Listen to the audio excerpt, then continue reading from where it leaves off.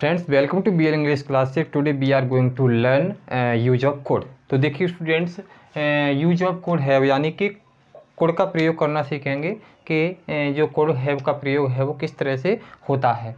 तो देखिए स्टूडेंट्स, हमने पिछली वीडियो में कैन का प्रयोग सीखा, कोड का प्रयोग सीखा। आज हम सीखने जा रहे हैं we are going to learn code have, यानी कि कोड हैव का प्रयोग कब होता है वो आपको यहाँ पे देखना है। तो देखिए स्टूडेंट्स, जो हमारी कोड हैव की सेंटेंस की जो पहचान होती है वो है सकता था, सकती थी, सकते थे। यानी कि बीते हुए समय में, यानी बीते हुए समय में कोई किसी कार्य को कर सकता था, किसी कार्य को करने में सक्षम था, यानी क्षमता थी उसके अंदर, वो क्षमता रख सकता था, वो उस कार्य को कर सकता था या वो कर सकती थी, कर सकते थे। यानी कि उसने क्या किया या नहीं किया ये अलग बात है, लेकिन कर सकता था या नहीं कर सकता था ये पिछली बात है।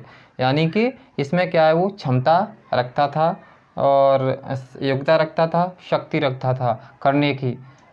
ठीक है, तो इसमें क्या है, हम पिछले मतलब बीते हुए समय में जब कोई भी व्यक्ति किसी कार्य को कर सकता था या नहीं कर सकता था, जो बीती हुई बात के बारे में बता रहा है उससे बोलते हैं, यानी उसमें हम कुड हैव का प्रयोग करेंगे। तो देखिए स्टूडेंट्स, कुड हैव का प्रयोग करेंगे तो दोनों वचन के साथ कुड हैव लगाएंगे। तो देखिए स्टूडेंट्स, हम इसको किस तरह से बनाएंगे कि सबसे पहले इसमें क्या है, सबसे पहले सब्जेक्ट, फिर उसके बाद कुड हैव, यानी कि हेल्पिंग वर्ब कुड, उसके बाद हैव। ठीक है, फिर वर्ब का तीसरा रूप यानी थर्ड फॉर्म। और देखिए सब्जेक्ट नेगेटिव में कुड हैव, कुड के बाद नॉट, तब हैव। ठीक है, कुड और हैव के बीच में क्या लगेगा, नॉट, फिर वर्ब का थर्ड फॉर्म। और इंट्रोगेटिव में मैंने आपको कई बार बताया है कि इंट्रोगेटिव होने पर सब्जेक्ट से पहले हेल्पिंग वर्ब आती है। क्या आती है, हेल्पिंग वर्ब सब्जेक्ट से पहले, और हैव जो है वो यहाँ पे रहेगा। और इंट्रोगेटिव नेगेटिव में क्या होता है कि सब्जेक्ट से पहले हेल्पिंग वर्ब आती है और जो नॉट होता है वो सब्जेक्ट के बाद आता है और तब हम हैव लगाएंगे। यानी हैव वाले सेंटेंस में, हैव वाले सेंटेंस में हम वर्ब की हमेशा थर्ड फॉर्म लगाते हैं और नॉट को हैव से पहले लिखते हैं और सहायक क्रिया के बाद लिखते हैं।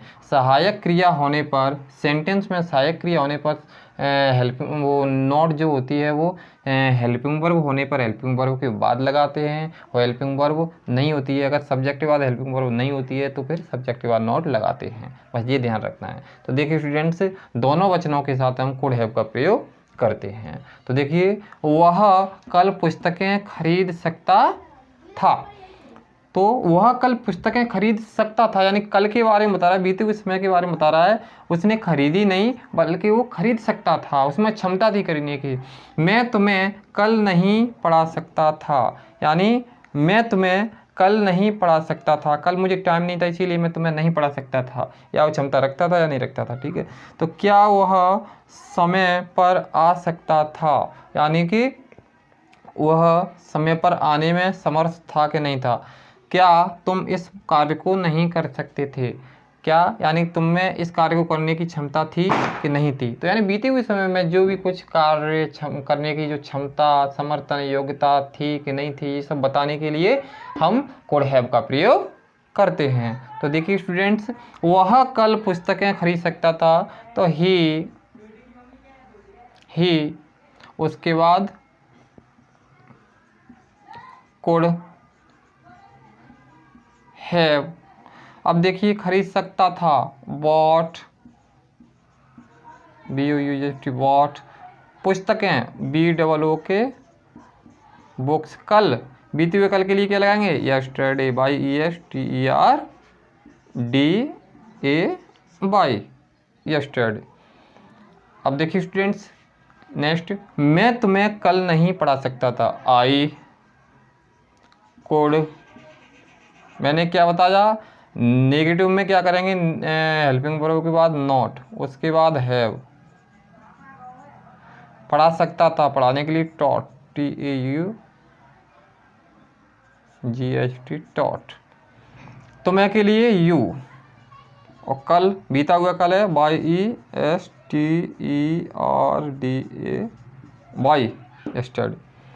क्या वह समय पर आ सकता था? तो सबसे पहले मैंने क्या बताया, इंट्रोगेटिव होने पर हेल्पिंग वर्ब सब्जेक्ट से पहले लगाई जाती है, तो कुड, उसके बाद ही, तब हैव आ सकता था, कम। अब देखिए ये फर्स्ट फॉर्म नहीं है, थर्ड फॉर्म है, कम। उसके बाद समय पर के लिए on, could he have come on time, और क्वेश्चन मार्क, क्वेश्चन मार्क। क्या तुम इस कार्य को नहीं कर सकते थे? कुड। अब देखिए सब्जेक्ट यू, नहीं कर सकते थे सब्जेक्ट के बाद नॉट, हेल्पिंग वर्ब होने पर हेल्पिंग वर्ब के बाद नॉट, हेल्पिंग वर्ब न होने पर सब्जेक्ट के बाद नॉट। उसके बाद हैव, करना के लिए थर्ड फॉर्म, डू का थर्ड फॉर्म होता है डन। इस कार्य के लिए दिस वर्क, WOR के वर्क, और क्वेश्चन मार्क। तो इस तरह से स्टूडेंट्स हम कुड हैव का प्रयोग करते हैं, और यह कुड हैव का प्रयोग हम स्पोकन में भी कर सकते हैं, हम ग्रामर में भी, इंग्लिश ग्रामर में भी कर सकते हैं, कॉम्पिटिटिव में भी कर सकते हैं, यानी कि किसी भी एग्जाम में इसका प्रयोग कर सकते हैं। आई होप यह वीडियो आपको पसंद आई होगी। अगर यह वीडियो आपको अच्छी लगी हो तो इसको लाइक करें, कमेंट करें, चैनल को सब्सक्राइब करें।